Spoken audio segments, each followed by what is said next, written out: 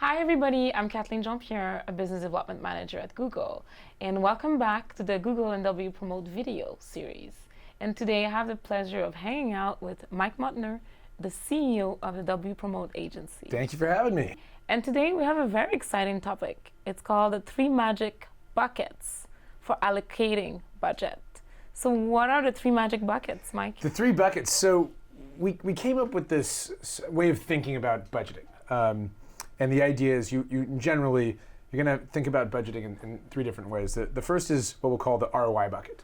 The ROI bucket is generally where you have an expectation of a return, right? So these are generally, when we would think about the funnel, these are people that are likely to purchase, that understand your brand or product, et cetera. These are the ones where, a typical search standpoint, you're spending $1 and you're bringing in $4 or $5. You're creating a return on that.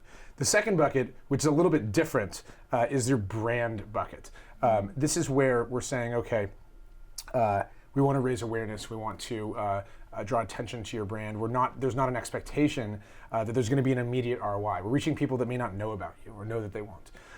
And you really need to think about this. The importance of separating these is that if you meld them together, you get a really funky view of the world, and I'll go into an example of that. And the third bucket, which is really, really important, is the testing bucket. And the concept of the testing bucket is to find more things to put into the ROI bucket, right? So I want to try, these could be experiments, these could be display ads, they could be retargeting, they could be YouTube, they could be social. These are things that you're not going to bat 1,000 on these, but the goal is to find the nuggets that are winners, and then they become part of your staple of formats or channels that you advertise in. So when we think about these 3 buckets, it gives us an idea of expectation for each. If you have one big bucket, it's hard to know when you try something new, was that a success? Should we keep doing it? How does it compare to what? So let's say I'm a marketer and I have this retail brand and I have $10,000. How do I allocate my budget? So according to these buckets. Yeah, so I think what you'd want to do is, the way we would approach it, let's say whatever the dollar amount is, we'd want to look, back in analytics, but look at the tracking and look at the performance and say, okay, which areas already are in that ROI bucket, are performing. This is generally going to be brand keywords. They're going to be lower funnel. They're going to have high purchase intent. Your winners, your known winners. We're gonna always run. They're evergreen. They are the ROI bucket is the one that produces the profit that allows you to do the experimentation and to do the branding, or at least helps you unlock those budgets. So first we're gonna sort of spend as much as we can there, because that's a positive ROI. Right? There should be no limit if I'm spending $1 and making $5. Right.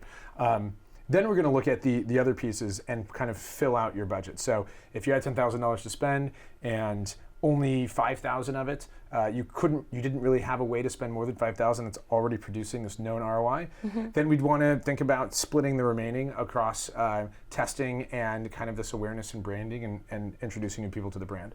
On the flip side, if you have a proven brand and you can spend all of it in ROI and nothing elsewhere, I don't want to actually move anything out of that, but I want to go unlock other budget. I want to go to upper management and I want to make the business case that we need to do experimentation to ultimately find winners to spend more on the ROI side. Or hey, if we want to ultimately grow our brand beyond people that know about us, we need to do some branding. We need to do some awareness.